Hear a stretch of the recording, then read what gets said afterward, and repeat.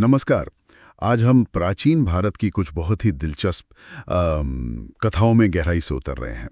हमारे पास कुंती, वासवदत्ता और उदयन से जुड़ी कहानियों के स्रोत हैं और हमारा मकसद है इनमें छिपी खास बातों को और हाँ, इंसानी फितरत की कुछ गहराइयों को समझना। तो शुरुआत करते हैं कुंती और दुर्वासा ऋषि की कहानी से। ये धैर्य की कहानी है, मतलब कमाल की। कुंती ने ऋषि की सेवा की पूरी लगन से, पर ऋषि ने परीक्षा लेने की ठानी। उन्होंने कुंती से खीर बनवाई और फिर कहा कि कढ़ाई अपनी पीठ पर रखो ताकि वो खा सके। सोचिए जला, खौलती में खीर पीठ पर। हाँ, और कुंती हिली तक नहीं, बैठी रही, पीठ जलती रही। गजब का मतलब आत्मसंयम था। बिल्कुल, ये सिर्फ धैर्य नहीं है, ये तो एक तरह का चरम आत्मबलिदान है। और इसी असाधारण सहनशीलता ने दुर्वासा जैसे ऋषि को भी, जो अपने क्रोध के लिए जाने जाते हैं, उन्हें प्रसन्न कर दिया। और फिर उन्होंने कुंती को वो वरदान दिया जिससे वो किसी भी देवता का आवाहन कर सकती थीं। ये दिखाता है कि कैसे ऐसी निष्ठा दैवीय कृपा को भी आकर्षित कर सकती है, जिसके परिणाम फिर बहुत शक्तिशाली हुए। सही कहा। ये व्यक्तिगत तप और उसके फल पर बहुत रोशनी डालती है कहानी। अच्छा, तो अब एक ऐसी कहानी की तरफ बढ़ते हैं जहां व्यक्तिगत भावनाएं हैं लेकिन साथ ही गहरे राजनीतिक दाव पेच भी उलझे हुए हैं। राजा उदयन और वासवदत्ता की कहानी। हाँ, उदयन और वासवदत्ता। यहाँ तो भावनाओं का पूरा बवंडर है। पहले वासवदत्ता की हालत देखिए। पति से बिछड़कर वो इतनी दुखी, इतनी गुमसुम रहती हैं जैसे जैसे आधी रात में कोई बेजान कमलिनी हो। कहते हैं सिर्फ विदूषक वसंतक, जो राजा के मजाकिया दोस्त थे, विश्वास पात्र थे, उनकी बचकानी हरकतें ही कभी कभार उनके होठों पर हल्की सी मुस्कान ला पाती थी बस। और दूसरी तरफ राजा उदयन का हाल देखिए। हाँ, अपने महल को जला हुआ पाते हैं और सुनते क्या हैं कि रानी वासवदत्ता वसंतक के साथ जल मरी हैं। ये खबर सुनते ही वो तो बेहोश हो जाते हैं। बिल्कुल। और होश आने पर उनका दुख इतना ज्यादा है कि वो उसी आग में कूदकर जान देने पर तैयार हो जाते हैं। ये उनके प्रेम की गहराई दिखाता है। लेकिन यही कहानी में एक दिलचस्प मोड़ आता है ना? राजा का वो गहरा शोक वो धीरे धीरे शक में बदलने लगता है। हाँ, यहीं पर मानवीय मन की जटिलता दिखती है। देखिए, गहरे दुख के बीच उन्हें अचानक वो नारद मुनि की भविष्यवाणी याद आती है। अच्छा, कौन सी भविष्यवाणी?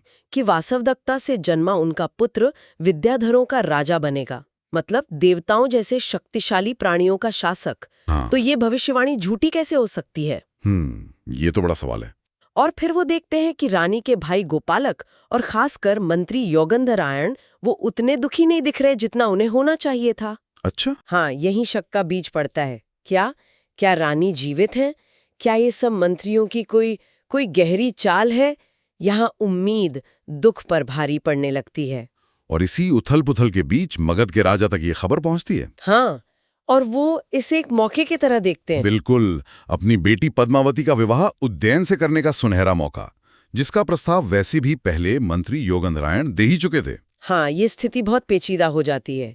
उज्जैन शादी के लिए मान तो जाते हैं, पर शायद उनके मन में एक उम्मीद है। किस तरह की उम्मीद? कि शायद ये योगंधरायण की ही कोई चाल हो वासवदत्ता को वापस लाने की, या शायद उन्हें बचाने के लिए ही कहीं छिपाया गया हो। तो एक तरफ पद्मावती खुश हैं, हाँ, अपने मनचाहे वर से शादी की उम्मीद में खुश हैं। और दूसरी तरफ बेचारी वासवदत्ता जो भेष बदलकर छिपी हुई हैं, उन तक ये खबर पहुंचती है तो वो तो टूट जाती हैं। और विडंबना देखिए, उनका ये दुख, उनका वो बदला हुआ रूप, वही उन्हें छिपाए रखने में मदद भी करता है। हाँ। बसंतक उन्हें समझाते हैं कि ये योगंधरायण की चाल है कि शत्रु यानी मगधराज को दोस्त बना लिया गया है और राजा का प्यार अब भी उन्हीं के लिए है। तो यहाँ व्यक्तिगत भावनाएं, प्रेम, वियोग, शायद ईर्ष्या भी, उम्मीद और राजनीतिक जरूरतें सब कैसे एक दूसरे में गुंथी हुई हैं, ये साफ दिखता है। बिल्कुल। योगंधरायण की रणनीति बहुत महत्वाकांक्षी है। उसमें धोखा भी है,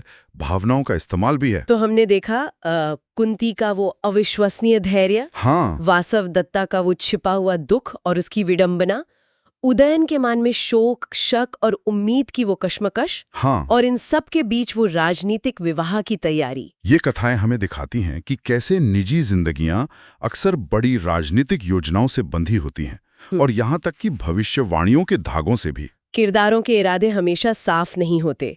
कहानी में रहस्य बना रहता है। और यहीं पर एक सवाल सोचने के लिए रह जाता है कि योगेंद्रायण की ये तो जटिल रणनीति है जिसमें धोखा है, छिपाव है, इसकी असली कीमत क्या होगी?